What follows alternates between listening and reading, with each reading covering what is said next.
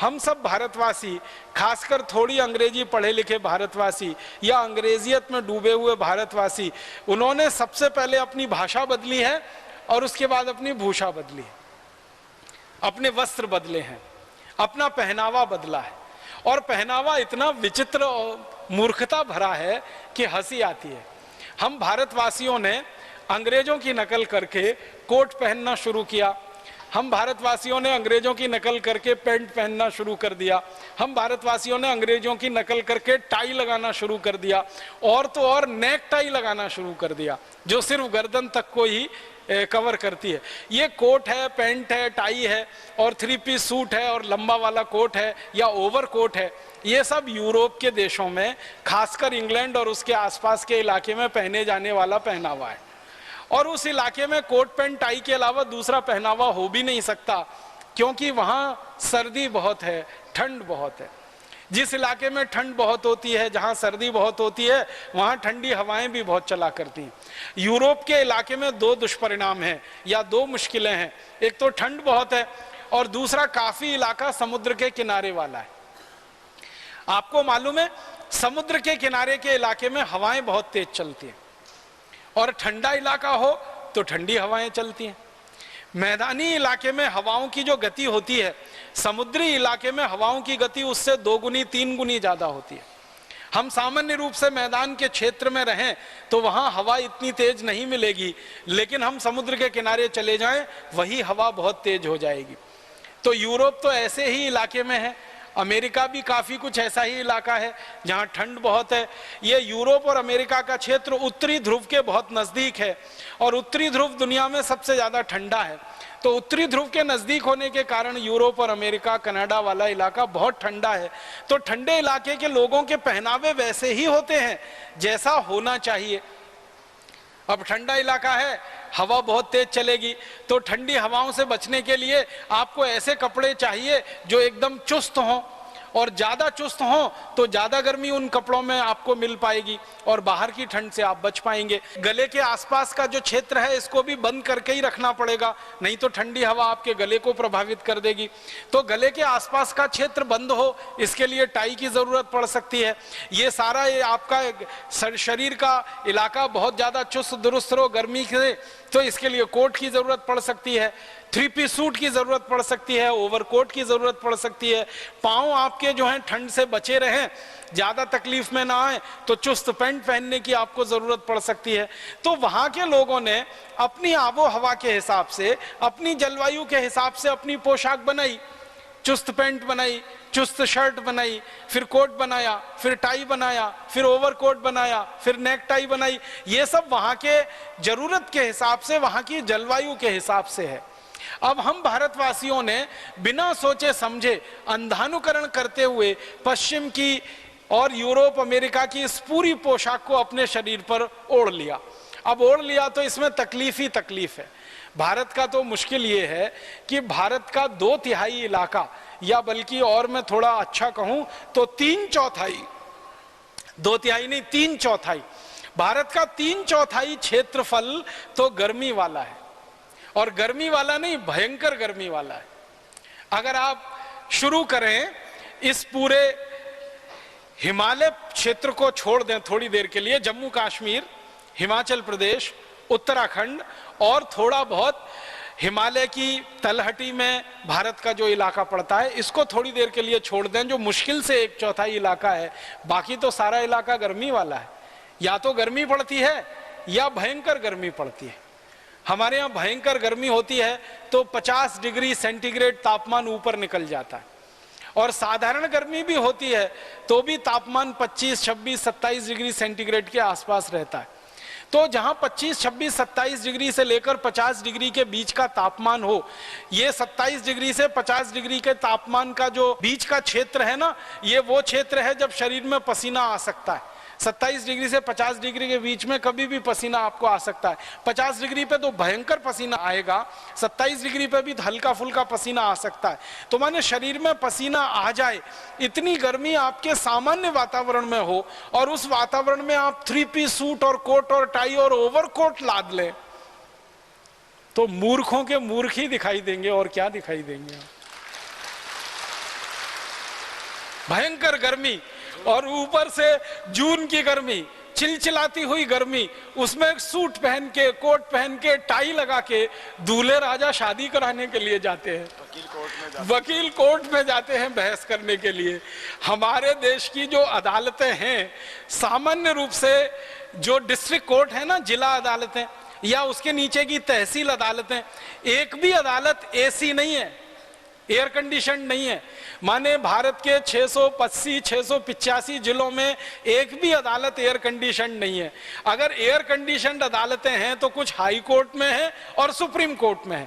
तो high court और supreme court के वकील एक बार को कोट पहन लें, टाई लगा लें, तो उनके कोर्ट रूम तो एसी हैं, वो टेम्परेचर को मैनेज कर सकते हैं, कम ज्यादा कर सकते हैं अपनी ठंडे और गर्म के हिसाब से।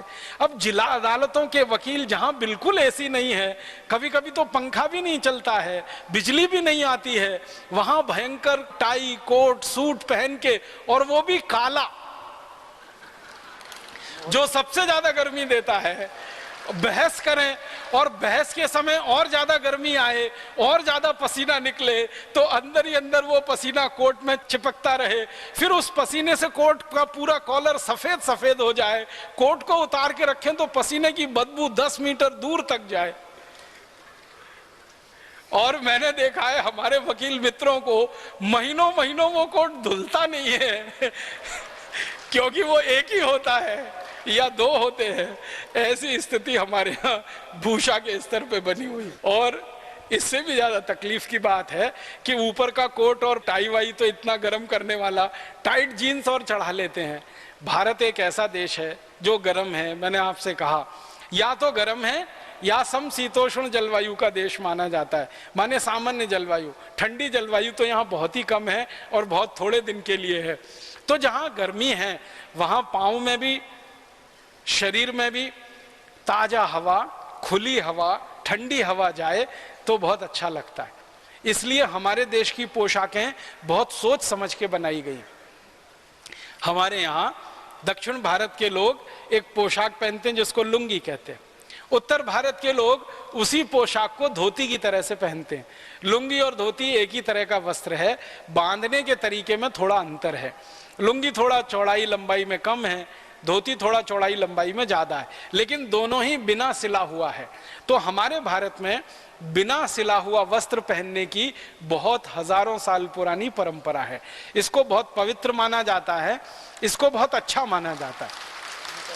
हमारे भारत देश में जब लोग संन्यास ग्रहण करते हैं ना, तो उसका पहले कदम के रूप में ही ये बात आती है कि बिना सिले हुए वस्त्र पहनने हैं सन्यासी होने के बाद।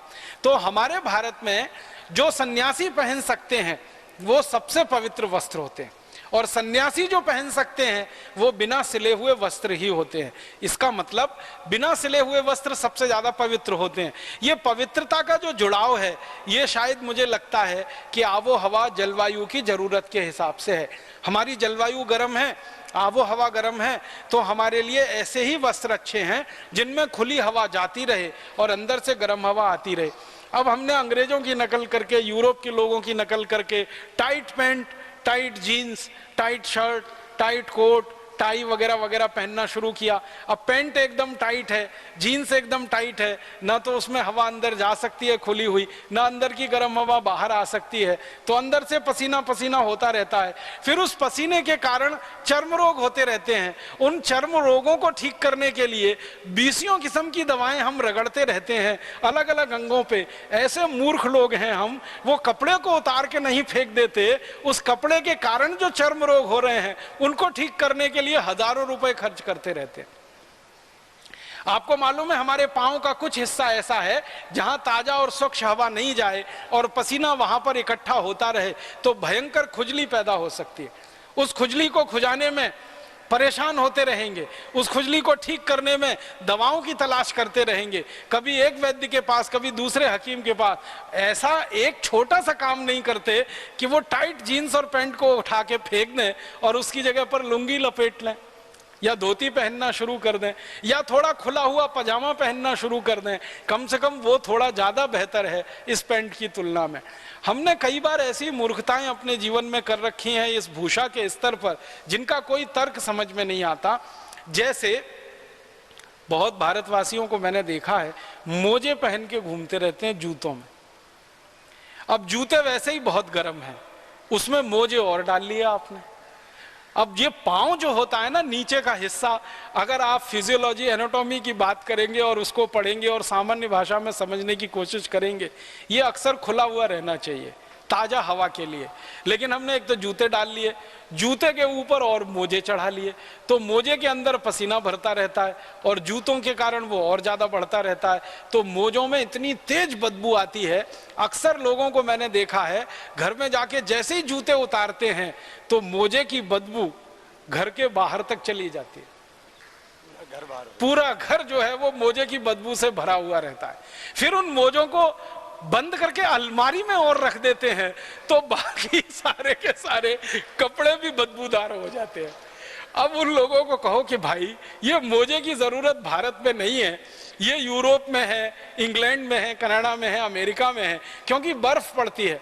आपको मालूम है साल में 6 महीने बर्फ पड़ती है ये यूरोप और अमेरिका वाले एरिया में। कुछ कुछ क्षेत्र में तो 8 महीने तक बर्फ पड़ती है। तो ज्यादा बर्फ पड़े तो पांव एकदम गलने लगते हैं।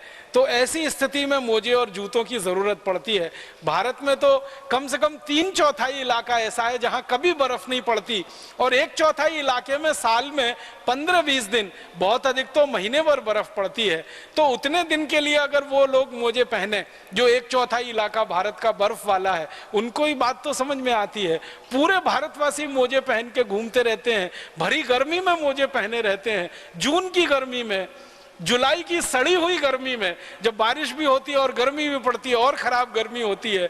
ये मोजों का बड़ा विचित्र विज्ञान है। हमारे भारत में तो सन्यासियों के लिए जो पहनावा है वो खड़ाऊ है और गृहस्थ लोग भी पहनते रहे। परम पूजनीय स्वामी जी की जो खड़ाऊ हैं वो बहुत वैज्ञानिक हैं। एक तो लकड़ी की है, लकड़ी आप जानते हैं ऊष्मा की कुचालक होती है और पृथ्वी आप जानते हैं बहुत बड़ी ऊष्मा की सुचालक है। तो पृथ्वी से आपके शरीर का जो कनेक्शन है, जो संबंध है, वो टूटा रहे, माने आपकी ऊष्मा और ऊर्जा पृथ्वी में ना चली जाए और बिना किसी कारण आपका बड़ा नुकसान ना होने पाए, इसके लिए लकड़ी की खड़ाऊ दी गई है। और लकड़ी जो है ऊष्मा की कुचालक होने के कारण पृथ्वी और आपके शरीर के बीच में एक माध्यम बन जाती है ताकि ऊष्मा का, ऊर्जा का, बेकार का प्रवाह पृथ्वी में ना होने पाए। इतने वैज्ञानिक तरीके से ये खड़ाऊ बनती है जिसका उपयोग हजारों साल से इस देश में होता रहा। हमने वो खड़ाऊ छोड़ दी और उस खड़ाऊ को छोड़कर यूरोप और अमेरिका की नकल करने वाले जूते खरीद लिए और उन जूतों में फंस गए मोजे और मोजे में फंस गई बदबू और बदबू में फंस गया पूरा घर और परिवार जो परेशान होता रहता है। हमारे देश में भगवान श्री राम का कहानी देखें, भगवान श्री कृष्ण का देखें, ये सब खड़ाऊ पहनने वाले लोग थे। श्री राम ने हमेशा खड़ाऊ पहनी, लक्ष्मण जी हमेशा खड़ाऊ पहनते रहे, बजरंगबली को देखें, हनुमान जी को वो खड़ाऊ पहनते रहे, श्री कृष्ण खड़ाऊ पहनते रहे, युधिष्ठिर, अर्जुन, नकुल, सहदेव, भीम, ये सब खड़ाऊ पहनकर हमारे महापुरुषों ने अपने अपने जीवन में बड़े बड़े काम किए। और आप तो जानते हैं एक हमारे यहाँ मुहावरा चलता है जो वास्तविकता पर आधारित है कि श्री राम ने अपना राज्य तो खड़ाऊ की मदद से ही चलाया। भगवान श्री राम तो गए नहीं गद्दी पर, कुर्सी पर बैठने के लिए, उनकी खड़ाऊ रखी रहती थी कुर्सी और गद्दी पर, उसके द्वारा राज्य चलाया जाता था। तो खड़ाऊ बहुत महत्व की चीज है हमारे देश में। जो खड़ाऊ 14 वर्षों तक किसी राज्य का संचालन कर सकती है और राम राज्य का संचालन कर सकती है, साधारण राज्य नहीं, राम राज्य। राम राज्य में जहां कोई दुखी नहीं है, कोई गरीब नहीं है, कोई भुखमरी का शिकार नहीं है, कोई बेरोजगार नहीं है, जहां अतिवृष्टि नहीं है, जहां अनावृष्टि नहीं है, माने जीवन का कोई दुखी नहीं है, ऐसा राज्य राम राज्य। और वो खड़ाऊ के द्वारा संचालित हुआ हो 14 वर्ष, तो अंदाजा लगा लीजिए खड़ाऊ का कितना बड़ा महत्व रहा होगा इस देश में। और भरत जो श्री राम के अनुज छोटे भाई, जब उनको बुलाने के लिए गए वन में, तो श्री राम ने कहा कि मेरी खड़ाऊ ले जाओ।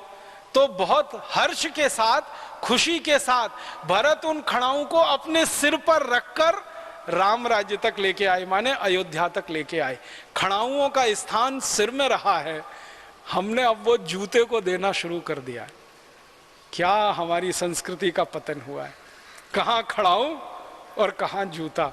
तो आप इस जूता संस्कृति से थोड़ा बाहर निकलें। ये सांस्कृतिक पतन है हमारा, जूते का पहनावा। और जूते का पहनावा ऐसा, एक जोड़ी जूता नहीं, दो नहीं, तीन नहीं, चार नहीं, 5, 10, 15, 20, 25, 50, और लोगों को ड्रेस के हिसाब से जूता। हम शायद इस उम्मीद में, इस कल्पना में इसको धारण किए रहते हैं कि इससे हमारा कोई स्टेटस सिंबल बढ़ता है। वो मूर्खता बढ़ती है।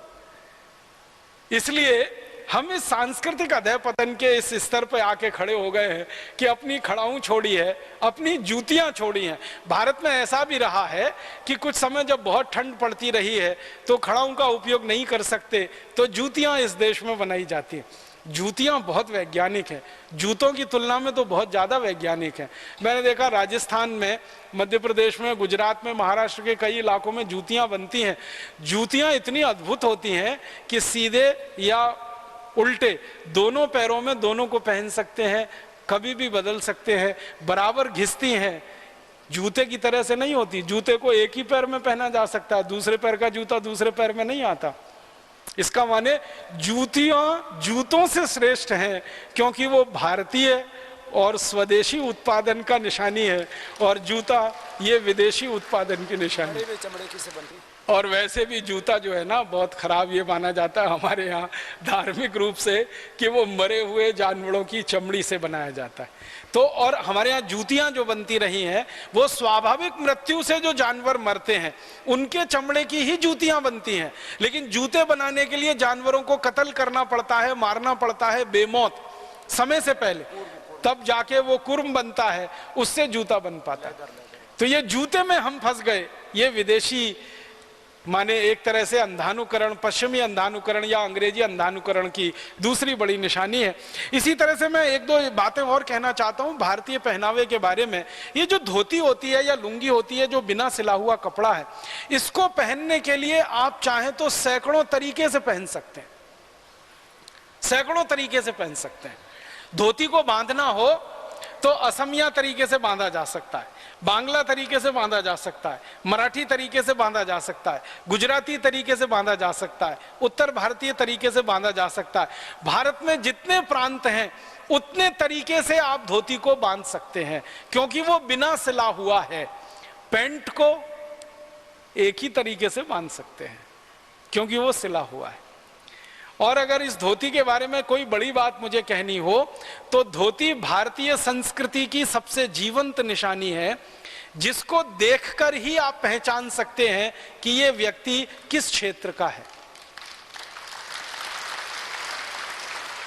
मैं जो है ना, या आप साधारण रूप से आपके सामने कोई मां को खड़ा किया जाए जो असमिया पद्धति से धोती बांधे हुए हो, कोई माँ को खड़ा किया जाए जो मराठी पद्धति से बांधे हुए हो धोती, किसी माँ को खड़ा किया जाए जो गुजराती पद्धति से धोती बांधे हुए हो, किसी माँ को खड़ा किया जाए जो पंजाब या हरियाणा की पद्धति से धोती बांधे हुए हो, और उनके नाम के आगे कुछ न लगाया जाए कि ये कहाँ की माँ है, हरियाणा की है, आसाम की है, बंगाल की है, कहाँ की है, खाली धोती बांधे हुए वो खड़ी है। आप 1 मिनट में बता देंगे ये माँ आसाम की है, ये माँ बंगाल की है, ये माँ पंजाब की है, ये हरियाणा की है, ये गुजरात की है, या ये जम्मू कश्मीर की है। माने धोती बांधने के तरीके मात्र से पूरा परिचय हो जाता है बिना बोले हुए। लेकिन पैंट पहने हुए आदमी को आप नहीं बता सकते कि ये इंग्लैंड का है, आयरलैंड का है, फ्रांस का है, जर्मनी का है, या अमेरिका का है, या कनाडा का है, क्योंकि पैंट एक जैसी है सभी जगह। धोती बांधने के तरीके एक जैसे नहीं है कहीं भी। मैं आपको और एक बात कहना चाहता हूं कि धोती वस्त्र तो एक ही है, बांधने के तरीके जो है ना वो अलग अलग है।